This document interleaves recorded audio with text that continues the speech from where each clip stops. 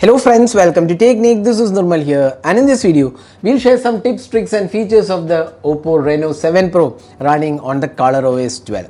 So this device we have done a lot of videos including the camera setup, one of the really good cameras out there. It is powered by the Dimensity 1200 Max chip, and it also comes with a great display, battery life. So it also comes with Android 11 and we get ColorOS version 12. So let's just go to the about phone.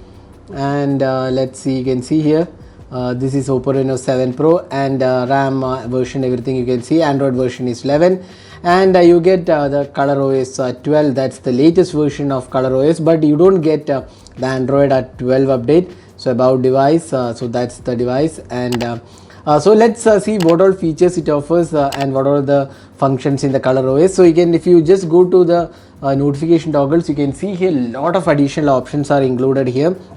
For example, you get the option to record the screen, screenshot, screen recording, eye comfort mode, PC Connect. It is very useful feature because PC Connect is an app from Oppo. So once you install on your laptop, you can quickly transfer files between Oppo devices and the PC. This is using the PC Connect. So once you enable it, you can see that you have to have the PC Connect application running on the PC, and you can quickly transfer files from here. So that's the PC Connect application. Then power saving mode, a lot of features are there, so you can actually toggle from here. Then let's go to the settings. So in the settings, one of the important aspect is the personalization. So Oppo devices offer a lot of personalization options. You can see here wallpaper, you can change, you can see here live wallpaper functionality is there. You can select whichever wallpapers you want. Then always on display. So here you can see that if you turn this on, you can see that what all information you want to show: time, date, battery and notification. So these are the four options available, and then you can select which always on display you want. There are plenty of options, system provided options are there. You can have personalized options as well. So very useful because if you are using always on display, you have the flexibility to customize.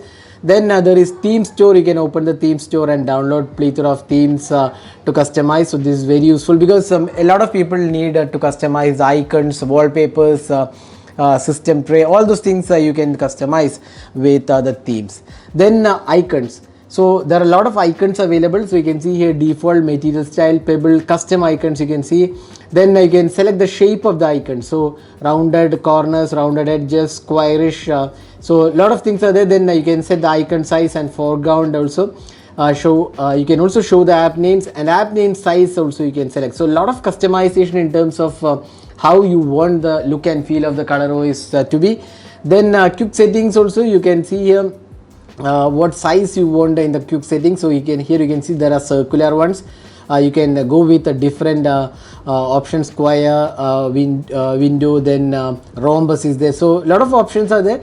You can customize them. So again, it offers a lot of plenty of flexibility options.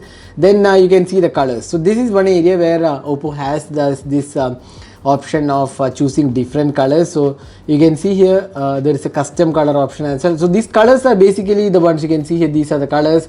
If you go to the settings also, you will be seeing a color option. So these are the color options for the slider and buttons and all those things. So you can see a default option, trendy, classy, neutral and custom color options are also included here. Then font and display size. So this is self-explanatory. I am not going into detail. So you can select the font and also use additional fonts.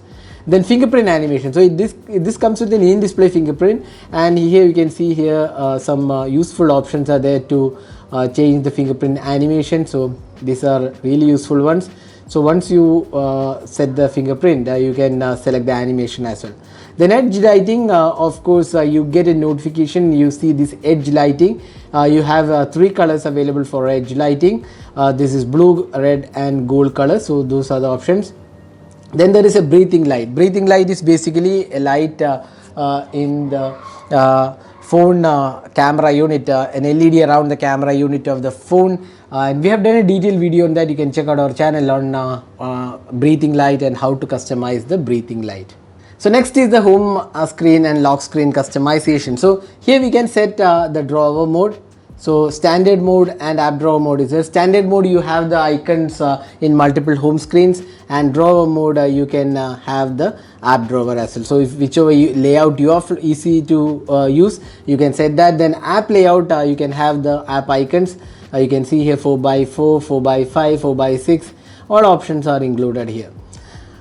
Then apart from that, you also get the raise to wake and double tap to lock. All those things are there. Then you can see additional options. You can see raise to wake, double tap to wake or turn off the screen. Then lock screen magazine is also included here.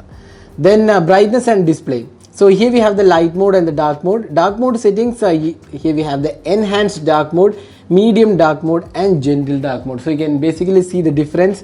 The medium dark mode and enhanced dark mode, this is really dark, while gentle is of course slightly gentle to the eyes as well. So that's the dark mode options. Then we have screen color mode. Vivid and natural colors are there. You can also select the color temperature. So those are the options in the vivid color mode. Then you also get the video image sharpener and video color boost option. So this is options in the ultra vision display. These are two options which improves the video experience. Apart from that, you also get the higher screen display rate, refresh rate, high and standard. This supports 90 Hz refresh rate, so you can select that as well if you want higher refresh rate. Then if you go to the privacy options, here we have app lock. So basically app lock allows you to lock your apps. So if you want to protect any apps, you can go with app lock. So once you turn it on, you can set a password and you can lock a particular app, and whenever you open that app, you need to enter password or fingerprint to open that app. So that's app lock. Then hide apps. So this is basically just hiding. This won't lock any app. It's just basically hiding the apps which are installed. So all the apps whatever is installed, you can hide them. Then private safe is another area where you can keep all the private files, photos, videos, audio files and documents without being accessed by others. You can set the private space. Then system cloner. So this is very useful feature. You can see that you can create a clone of your system. What it does is if you want two different systems, say for example one for your work mode, one for your home or personal space, then you can create a systems cloner, and wherein we get a complete clone of your system, and two different clones are different because you have to enter password on either of them. So they are separate, and you will get really good flexibility with your phone. So that's the privacy option. Then special features. So a lot of additional options are there. Split screen mode is there. For example, I can use the 3-finger swipe screenshot. You can see here.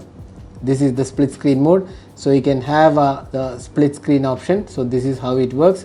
So that's a split screen. You can use the 3-finger swipe action to the top and bring it. Then flexible windows is very useful. You can have a window on top of other. So I'll just show you. So this is the flexible window. I can just move it around. So this is the flexible window option. So you can either use it from the smart sidebar or you can pull it from the recents app. Then quick return to bubble. This is useful when you're gaming. If you are exited the gaming, or rather if you just minimize the games, you can press this and quickly return to the game using this option.